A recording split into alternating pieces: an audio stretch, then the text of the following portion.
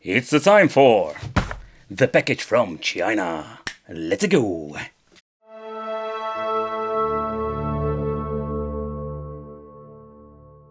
Going to get, so it already says it's a wireless edition, so it's a Super Famicom clone with wireless controllers.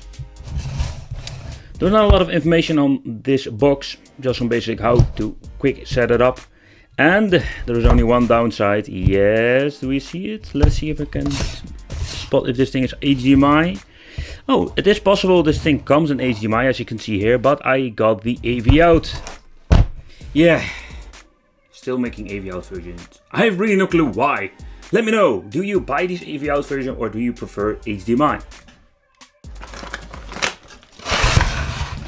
So let's see what we're going to get. Here we have the system itself. This has USB connections and don't know why, because we having wireless controllers. So I'm guessing you can use these USB connections if the controllers are broken.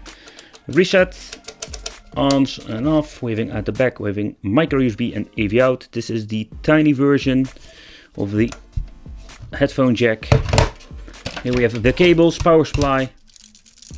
I'm not going to use this one. We're having an AV out cable. It's even with mono sound.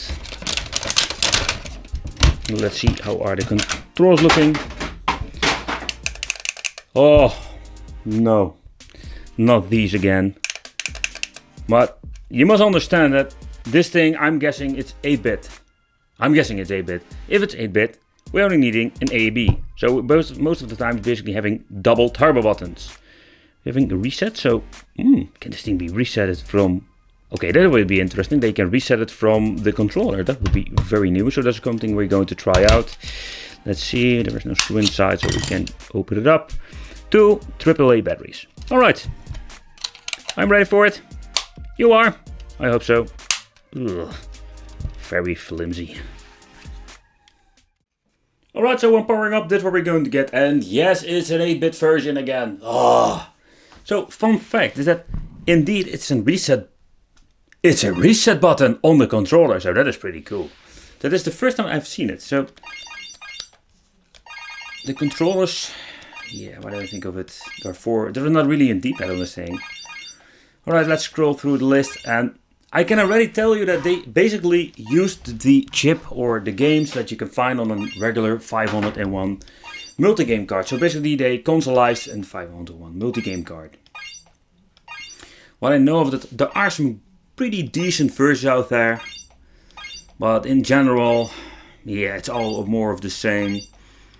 And they are even so naughty that they are going to, do I already see it? Hexapod, new Hexapod War, they are going to use double games. So I don't know, one of you own these 501 multi-game cards, but now you have a console with wireless controllers, and they work pretty nice. Yes, I'm holding in different positions, and so the controllers are not bad at all. Alright, so I'm done with this list. Let's play. Let's see if the shoulder button do something.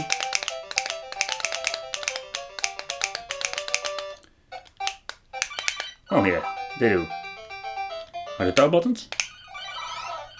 Oh yeah, turbo buttons. And they are horrible. Same for the D-pad, by the way. Ooh, the D-pad is very convenient.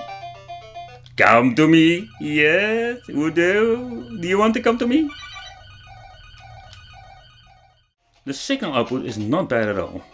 I think they're going to start learning, even if they're using the AV out function, they're going to give a device that has a pretty decent AV out output. But again, they love ripping off the Super NES Famicom.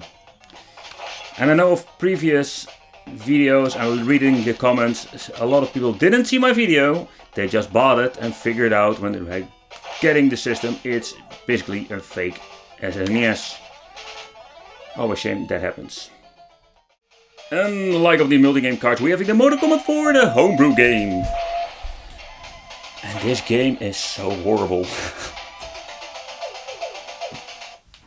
Yeah, and now something happening.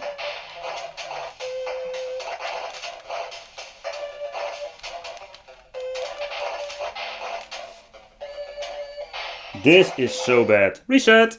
Yep. Let's go to the next one. Hey, Angry Birds, cool.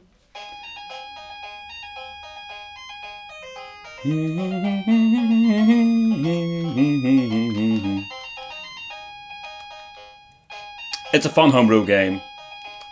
I personally prefer the Plant vs. Zombie. But right, whatever. Next game. Is a Plant vs. Zombie over here? I didn't see it. The Adventure Island Dead. Undead, or whatsoever. It's of course Adventure Island. Alright. Let's play with the show buttons.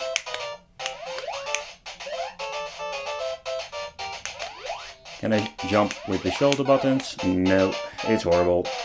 Next one. But the question is, of course, what are we going to get inside? So let's open it up, because I am curious. And there aren't even rubber feet. They didn't even put the effort of closing the hole. So let's grab a screwdriver. Let's unscrew it, the 4 screws. Alright. They're very tight, but I'm going to get them loose. And let's see what we're going to get. Let's lift it up. Alright, so the up shell is just basically 2 plastic buttons. Alright. So this is what we're going to get, people. 2 PCB boards. 2 switches, reset, on and off. You can see the LED. This one connects the USB connections. This is the PCB board also for the USB connections, but the ribbon cable goes to the back. And let's see where we can find some information about the chip. But there are basically a couple of chips. One for AV out and the other one is for containing the ROMs, or basically the multi-game card. So yeah, that's what's inside. Let's put it back together. Oh, this is really bad.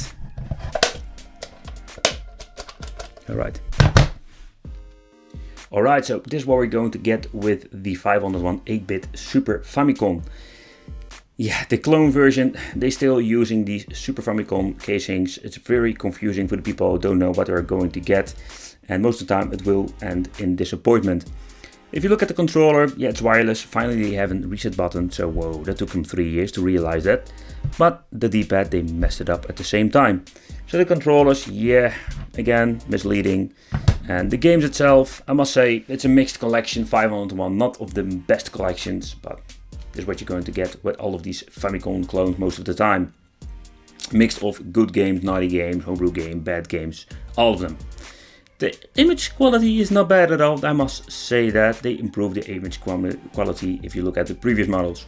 So, but nevertheless, let me know what you think of this. But thank you for watching. Don't forget to subscribe to the channel, hit the little bell and become one of the Wicked family. And hope to see you in the next video.